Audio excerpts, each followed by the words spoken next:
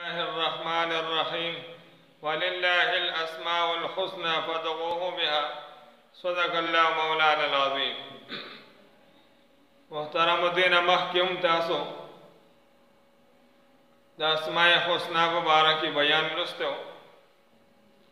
نن جمعه د الله تعالی نمونه داسې دي چې د ډېر فضایل راغلي دي. یو نوم د الله تعالی الباسط دی،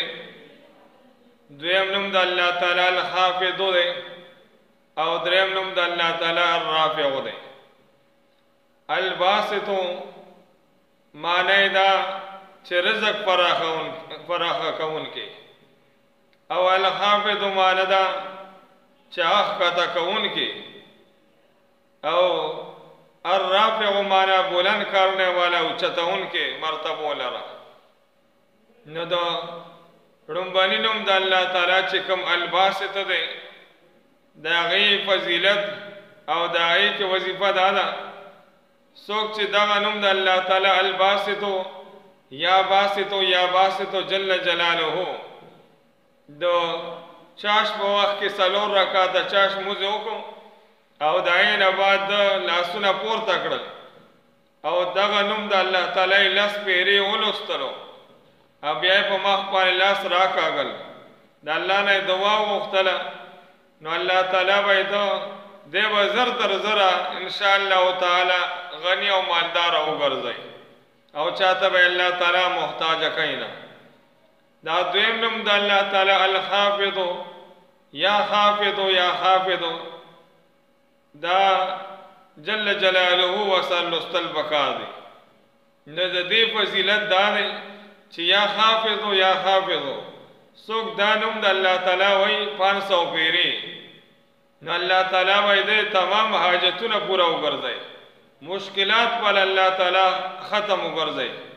مشکلات په الله تعالی حل وګرځي. او دویمه وظیفه دی کې دا د فضیلت چې دا نوم څوک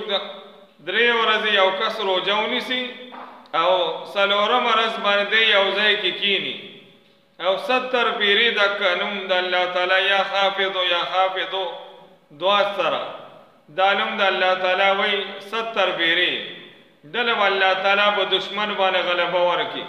دشمن باندې الله مغلوب وګرځي دی او په الله تعالی غالب وګرځي، فتح به الله تعالی دله ورکړي په دشمن باندې. دا دریم نوم د الله تعالی الرافع نو وظیفه پیدا چې یا رافع جل جلاله. نو چې دا نوم څوک د دې تلاوتو کې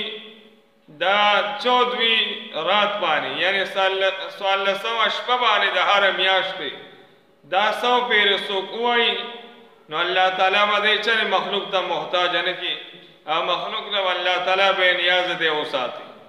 نو پکار دا موږ چې د دې نومونو ډېر خیال ساتو. موږ دا غبره 13 جمعه کې موږ یو نوم د الله تعالی ویلو یا فتاح نو چې څه کاروبار او روزګار باندې هر څه کار چې باندې ناغله پکار دی چې دا 100 پیری دا یا فتاح وای او وسلم زم وسره دا کلمات خامخا وای چې فتح علی ابواب کل خیر نو الله تعالی و ان شاء الله تعالی د چې څه کارونه باندې الله والا کولا وګرځي. الله موږ تاسو له عمل کولو توفیق راکړي، د دې ذکر کولو موږ له توفیق راکړي. برحمتک یا